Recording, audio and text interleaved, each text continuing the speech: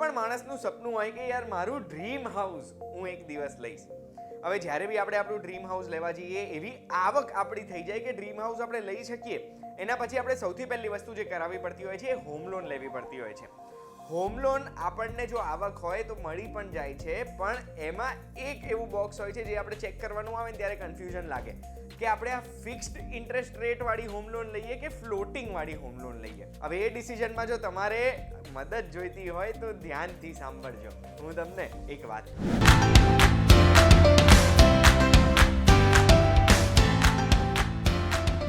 વાત કહું, આપનું સ્વાગત છે. મારું નામ છે ગુંજ ઠક્કર. આજના એક વાત કહું આપણે fixed home loan versus floating interest rate home લોનની કમ્પેરિઝન કરીશું, સમજીશું અને પછી છેલ્લે નક્કી કરીશું કે કેવા લોકો માટે કેવી પ્રકારની લોન વધારે સ્યુટેબલ છે. તો સૌથી પહેલા fixed interest rate home loan શું હોય? તો જ્યારે આપણે હોમ લોન લીધી ત્યારે બજારમાં જે ઇન્ટરેસ્ટ રેટ વ્યાજ દર ચાલતો હોય, હોમ લોન મફતમાં તો કોઈ આપે નહીં, વ્યાજ તો લાગવાનું જ છે. તો આપણે ફિક્સ્ડ વાળી લઈએ ને, એમાં શું થાય કે આપણી ઈએમઆઈ ફિક્સ થઈ ગઈ, આપણો લોનનો ટેન્યોર એટલે કેટલા સમય આપણી લોન ચાલશે ફિક્સ થઈ ગયું. એટલે એમાં વ્યાજ ભલે બજારમાં આરબીઆઈ વ્યાજ ઓછું કરે વધતું કરે, બેંક વ્યાજ ઓછું વધતું કરે, પણ આપણે જેટલું વ્યાજ ચૂકવવાનું છે એ હંમેશા ફિક્સ્ડ રહેશે. હું તમને જો ઉદાહરણ આપું તો 2019માં આપણે વ્યાજ દર જોઈએ ને, સ્ટેટ બેંક ઓફ ઇન્ડિયાના આંકડા કહું છું તો 8.5 થી 9.5% વાર્ષિકની વચ્ચે વ્યાજ એ લોકો લગાડતા હતા આપણને જે રકમ હોમ લોનની આપી છે ને એના ઉપર. પણ આજે અગર તમે એડ્સ જોતા હશો, તમે સ્ટેટ બેંક ઓફ ઇન્ડિયાની વેબસાઇટ બી ખોલશો તો તમને આવી એડ દેખાશે કે અત્યારે 6.7 થી 7.5% વચ્ચે આપણને લોન મળે છે. એટલે 2019માં ફિક્સ્ડ ઇન્ટરેસ્ટ રેટ વાળી લોન જો કોઈએ લીધી હોય તો એમને અત્યારે સીધો 1-2% નુકસાન જ પડી જાય ને. એટલે આવ્યું floating interest rate home loan. Floating interest rate home loan શું કરે કે એમાં જે વ્યાજે આપણી લોન નક્કી થઈ છે ને એ વ્યાજ દર બજારમાં જે વ્યાજ ચાલે છે એના પ્રમાણે વધઘટ કરી શકે છે. હવે આ વધઘટ દર મહિને બી વ્યાજ વધઘટ થઈ શકે, દર ક્વાર્ટરલી એટલે દર 3 મહિને, હાફ યરલી એટલે 6 મહિને કે વાર્ષિક એટલે દર વર્ષે પણ વ્યાજ આપણું રિવાઇઝ થઈ શકે છે. એ આપણે હોમ લોન ક્યારે લીધી છે, કોની જોડેથી લીધી છે અને એમાં શું ટર્મ્સ હતા એનાથી નક્કી થાય છે. અને આ ફ્લોટિંગ ઇન્ટરેસ્ટ રેટ વાળી જે હોમ લોન હોય ને એમાં બે વસ્તુ થઈ શકે. આપણે જે વધઘટ થઈ રહ્યો છે ઇન્ટરેસ્ટ રેટ, એમાં કાં તો આપણું ઈએમઆઈ વધઘટ થાય દર મહિને, ક્વાર્ટરલી, હાફ યરલી કે એન્યુઅલી, કે પછી આપણો લોનનો ટેન્યોર એટલે કેટલા સમય માટે આપણે કેટલા હપ્તા ભરવાના છે ને એ વધઘટ થઈ શકે. એ લોનનો ટેન્યોર વધઘટ એટલે થતો હોય છે કે ઈએમઆઈ દર મહિને આપણે કેલ્ક્યુલેટ કરવા ના બેસવું પડે કે કેટલું વ્યાજ દર લગાડ્યું, એટલે જે વ્યાજ હોય એ પ્રમાણે આપણો લોનનો ટેન્યોર વધઘટ કરતી હોય છે બેંક્સ. એટલે 2019માં કોઈએ ફ્લોટિંગ રેટ વાળી જો અગર લોન લીધી હશે તો એમને અત્યારે ઓછું વ્યાજ ભરવું પડતું હશે. પણ શું આપણે જ્યારે લોન લઈએ ત્યારે ફ્લોટિંગ લેવી કે ફિક્સ્ડ લેવી? હવે આમાં ચોખ્ખી ગણિત છે, રિસ્ક વર્સિસ રિવોર્ડ, જે આપણે ધંધામાં સમજતા જ હોઈએ છીએ, આપણે ગુજરાતીઓ છે. જેટલું તમે રિસ્ક લો એટલો તમારો રિવોર્ડ વધારે. એટલે અત્યારે જો અગર આપણે માની લઈએ કે આપણે ફિક્સ કરી દીધી 6.7% કે 7% વાળી લોન અને કાલે ઉઠીને બજારમાં વ્યાજ દર 9% થઈ ગયો તો આપણને ખુશી થશે કે 2% બચાયા. પણ જો કાલે ઉઠીને બજારમાં વ્યાજ દર 4% થઈ ગયું તો આપણને દુઃખ થશે કે યાર આ તો 2%નું નુકસાન થયું.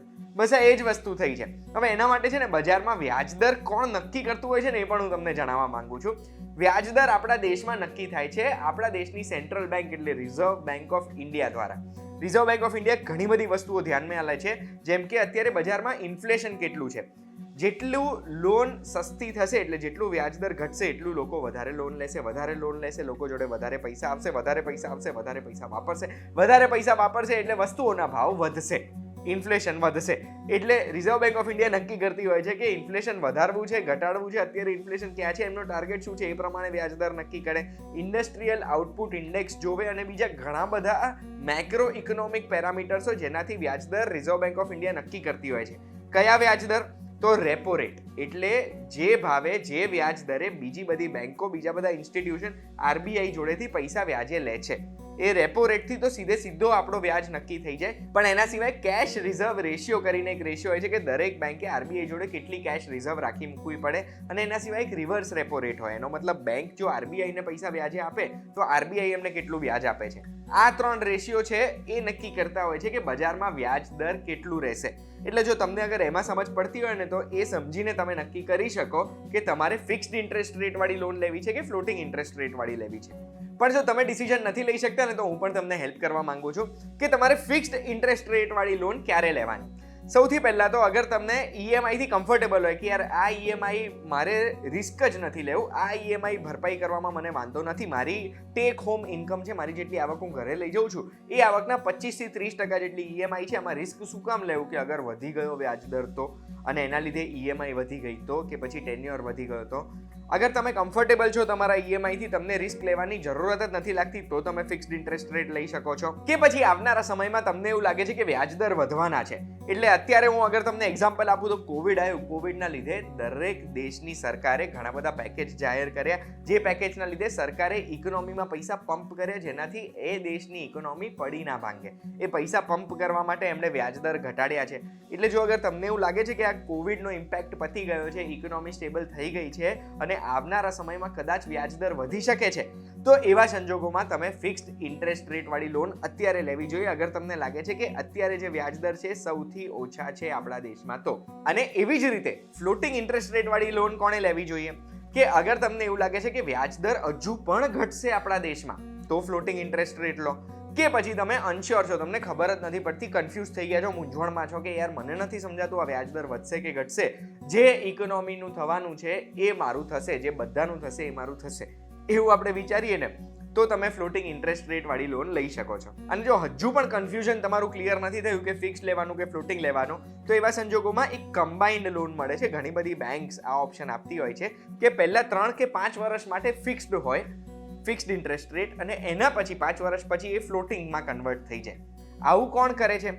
જેમને બીજા બી 3-4 વર્ષ માટે બીજા વાહનોના કે બીજા કોઈ પણ ઈએમઆઈ ચાલે છે અને આ ઘરના ઈએમઆઈમાં એ નફો નુકસાન કરવાનો રિસ્ક નથી લઈ શકતા ને, એ લોકો શું કરે, જ્યાં સુધી બીજા ઈએમઆઈ ચાલે છે કે 3 કે 5 વર્ષ સુધી એ ફિક્સ્ડ રાખે અને પછી ફ્લોટિંગ થઈ જાય કે પછી બજારનું જે થવાનું છે એ આપણું થાય. અને એના સિવાય જો અગર તમે લોન લીધેલી છે તો ફિક્સ્ડથી ફ્લોટિંગમાં કે ફ્લોટિંગથી ફિક્સ્ડમાં તમે ટ્રાન્સફર બી કરાવી શકો છો પોતાની લોન, પણ એમાં તમારે બેંકને એક ફી ચૂકવવી પડશે.